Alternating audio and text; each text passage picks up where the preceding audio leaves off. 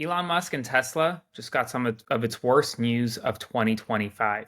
We learned today after stock market closed that Tesla's earnings revenue of 2025 was way below expectations for the first quarter. The company earned only $19.34 billion in the first quarter of 2025, which was lower than the 21.37 billion estimation. But that's not all. Profits in 2025 in the first 3 months have plummeted 71%. Auto sales are down 20%. Folks, this is the result of your boycotts, of your boycotting Tesla across the world. Americans and across the world have stopped purchasing Tesla as much as they were before. And as a result, well, Tesla sales are plummeting. And according to the New York Times, Elon Musk may be forced to go back to Tesla sooner than expected because of how bad things have gotten. Now, before I continue, my work is only funded by you. No ads, no corporate backers, just you. So please consider subscribing to my Substack by clicking the button below or supporting my work by sending a one-time donation via Venmo to Aaron-Parnas. You make this work happen, and I will never stop reporting the news no matter how much news there really is. It's just me, so please consider supporting my work. Not only is there really bad news for Elon Musk, but folks, there's some other troubling news right now. A Venezuelan man, Ricardo Prada Vasquez, has completely vanished after being deported by the United States of America. He wasn't listed among the 238 people sent to a prison in El Salvador on March 15th, and no one, not his friends, not his family, not even fellow detainees, know where he is. His name isn't on any records, and no one saw him among that group. It's like he just disappeared out of thin air, and no one can give anyone answers as to where Ricardo Prada Vasquez is, whether he is in the CCOT facility or elsewhere. Right now, no one knows where this man is. The Trump administration literally vanished a man out of thin air. But that's not all. In a troubling scene that's become all too common in America. In New York right now, a 4-year-old migrant girl, along with her 8-year-old migrant sister and other elementary school-age children, are appearing in immigration court without a lawyer. She's one of many children, some just toddlers, who are now forced to navigate complex legal proceedings within America's immigration system alone. Why? Because the Trump administration has cut funding for programs that provided undocumented children with legal representation.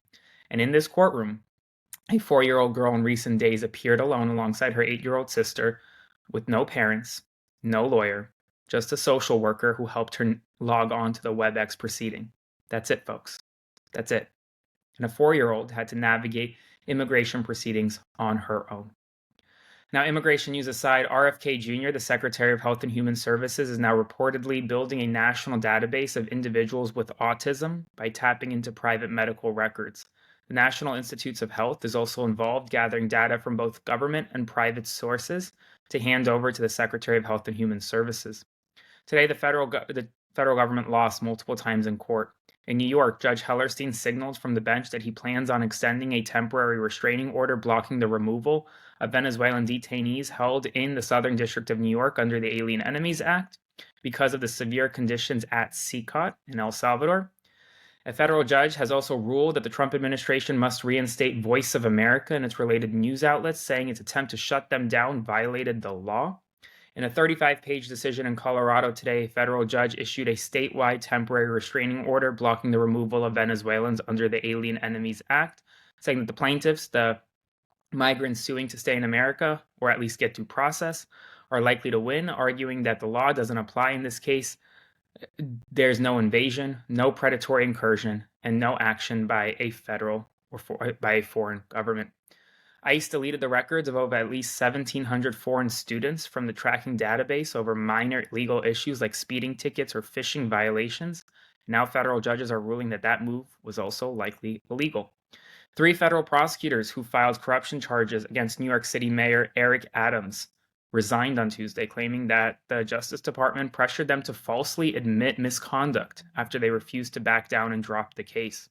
Secretary Scott Bessent, the Secretary for the Treasury, is scheduled to speak about the current economic climate at about 10 a.m. tomorrow about the current state of the financial system after markets continue to be on literally a roller coaster ride. And speaking about projections right now, The IMF has said that the global economy is set to slow down significantly this year, largely due to Donald Trump's tariffs. Growth is now expected to drop to just 2.8%, half a point lower than January's forecast. The IMF also projects that the United States will have a GDP of about 1.8% growth this year and 1.7% next year, down from 2.8% last year. So, under Donald Trump, the economy is shrinking, not growing, or at least not growing as fast as it should be right now. Al Gore, the former vice president of the United States, compared the Trump administration's tactics to those of Nazi Germany, accusing it of undermining the fundamental line between truth and lies by trying to impose its own version of reality. He acknowledged that Hitler's Third Reich was uniquely evil and shouldn't be directly equated with other movements, but said that history still offers critical lessons about how such ideologies take hold.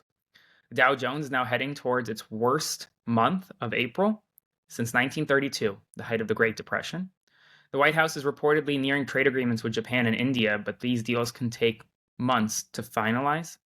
And finally, the executive producer of 60 Minutes, Bill Owens, has stepped down, saying that he no longer feels he has journalistic independence. This comes after Donald Trump has long criticized CBS News and 60 Minutes.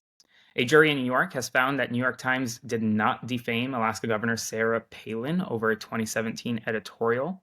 And finally, the information Pete Hegseth, the Secretary of Defense, shared with his wife and brother in a second signal chat originated from secure messages, according to NBC, sent by Army General Michael Eric Kurilla, the head of the U.S. Central Command. He had transmitted this information through a classified government system. Folks, it's a long news day. Lots happened. If you want to support my work, subscribe by clicking the button below, and I'll see you in the morning for another morning news rundown.